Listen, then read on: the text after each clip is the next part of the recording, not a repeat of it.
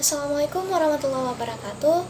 Perkenalkan, nama saya Maula Askia dari Prodi Biologi Fakultas Sains dan Teknologi Universitas Islam Negeri Araniri.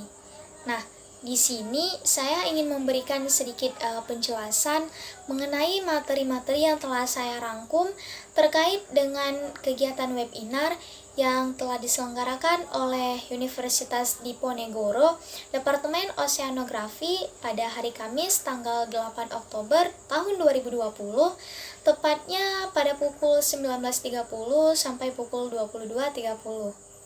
Nah, materi yang telah saya rangkum ini merupakan tugas yang diberikan oleh dosen saya, yaitu Bapak Ilham Zulfahmi MSI, selaku dosen pembimbing mata kuliah Biologi Laut. Nah, jadi pada kegiatan webinar yang telah diadakan tempo waktu sebulan yang lalu, di sana dibahas tentang dinamika Arlindo dan upwelling di perairan Indonesia dengan dua orang pemateri, yaitu Bapak Dwi Susanto dan Bapak Anindya Wirasatria. Nah, jadi saya telah merangkum materi-materi yang akan saya beri sedikit penjelasan di sini. Yang pertama itu yaitu tentang upwelling yang dibahas oleh Bapak Anindya Wirasatria. Nah, jadi sebelumnya kita harus mengetahui terlebih dahulu bagaimana yang dimaksud dengan upwelling tersebut. Nah, jadi yang dikatakan dengan upwelling merupakan kenaikan massa air dari kolam air yang lebih dalam menuju ke permukaan, di mana kenaikan massa air tersebut akan membawa air yang relatif dingin, yaitu yang terdapat di permukaan, guna untuk mendinginkan permukaan. Dan juga membawa massa air yang kaya akan nutrien seperti fitoplankton. Nah, kemudian ada 3 faktor pendukung proses terjadinya peristiwa upwelling ini. Yang pertama ada angin, kedua kandungan klorofil, dan yang ketiga suhu. Selanjutnya, bagaimana sih proses terjadinya upwelling ini? Jadi, di sini angin memiliki peran yang penting pada proses terjadinya peristiwa upwelling ini, di mana upwelling ini memiliki kaitan yang sangat erat dengan transport Aikman. Sebagai contoh, di belahan bumi utara, apabila angin bertiup di atas suatu perairan, maka air yang terdapat di bawah perairan tersebut akan bergerak, tetapi gerakan tersebut tidak mengikuti arah angin. Namun, karena adanya pengaruh dari rotasi bumi, maka akan dibelokkan sejauh 45 derajat dari arah angin, dan juga permukaan yang terdapat di bawahnya akan dibelokkan juga. Kemudian, apa sih pentingnya kita mempelajari upwelling ini? Nah, dengan kita mengetahui dan mempelajari upwelling ini, kita bisa paham dan mengetahui keadaan yang terjadi di daerah-daerah yang berkaitan dengan upwelling di perairan Indonesia ini.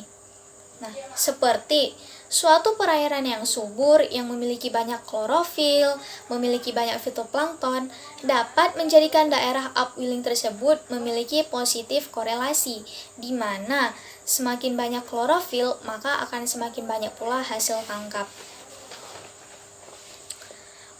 Kemudian ada beberapa daerah di Indonesia yang merupakan daerah upwelling, antara lain yaitu daerah Barat Sumatera, daerah Selatan Jawa, daerah Selatan Sulawesi, daerah Laut Maluku, dan juga Laut Banda.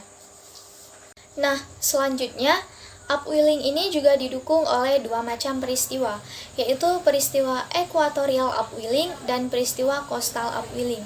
Yang pertama, peristiwa equatorial upwelling. Peristiwa equatorial upwelling ini merupakan suatu peristiwa yang di mana adanya pembelokan pada saat terjadinya upwelling ini. Di sekitar daerah ekuator terdapat trade wind, sehingga dengan adanya trade wind tersebut maka ada massa air yang dibelokkan.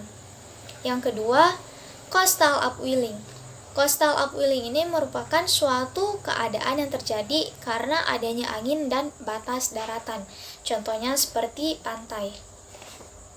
Nah, selanjutnya saya akan membahas materi yang kedua, yaitu mengenai Arlindo yang telah dijelaskan oleh Bapak Dwi Susanto pada kegiatan webinar yang telah lalu.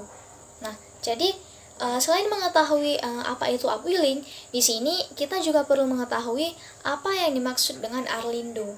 Nah, jadi yang dikatakan dengan Arlindo merupakan sistem keseimbangan massa air laut sehingga air laut daerah Pasifik Barat yang panas bisa mengalir ke Samudra Hindia yang dingin. Nah, kenapa sih kita perlu atau penting untuk mempelajari Arlindo ini? Jadi Arlindo ini dia dapat penting untuk dipelajari karena dua macam, yaitu yang pertama secara global dia mempengaruhi sirkulasi laut, mempengaruhi distribusi panas, dan mempengaruhi air-sea interaction. Yang kedua secara regional. Nah, secara regional ini dia mempengaruhi sirkulasi massa air, nutrien, dan sebagainya. Kemudian mempengaruhi distribusi atau migrasi ikan pelagis, kemudian mempengaruhi fertilize koral maupun sampah plastik ataupun lingkungan, dan juga mempengaruhi air-sea interaction, curah hujan, dan pola iklim. Kemudian selanjutnya, apa penyebab dari Arlindo ini? Nah, jadi Arlindo ini dia sama prinsipnya seperti air yang mengalir dari daerah yang tinggi menuju ke daerah yang rendah. Begitu juga dengan Western Pacific yang lebih tinggi dari Samudra Hindia sebelah timur. Arusnya mengalir, dan juga karena dorongan dari trade wind dari Samudra Pasifik bagian barat yang lebih tinggi sehingga arusnya mengalir ke Samudra Hindia. Nah, bagaimana sih cara menghitung Arlindo tersebut? Jadi, cara untuk menghitung Arlindo tersebut sama seperti cara kita untuk menghitung debit sungai. Perumpamaannya seperti itu. Kemudian, secara lokal, Arlindo ini juga dipengaruhi oleh local forcing dan juga strike dynamic. Arlindo memiliki peran yang penting dalam peristiwa sirkulasi laut dan juga iklim dunia. Kemudian, Arlindo juga mempengaruhi dinamika laut, distribusi massa air, nutrien, biodiversitas, sebaran ikan pelagis, dan lain sebagainya. Nah, jadi penelitian Arlindo ini lebih diarahkan ke bagaimana pengaruh dari Arlindo ini terhadap sirkulasi air laut dan juga iklim dunia. Sekian pemaparan singkat yang bisa saya jelaskan. Semoga bisa bermanfaat bagi kita semua. Saya akhiri. Assalamualaikum warahmatullahi wabarakatuh.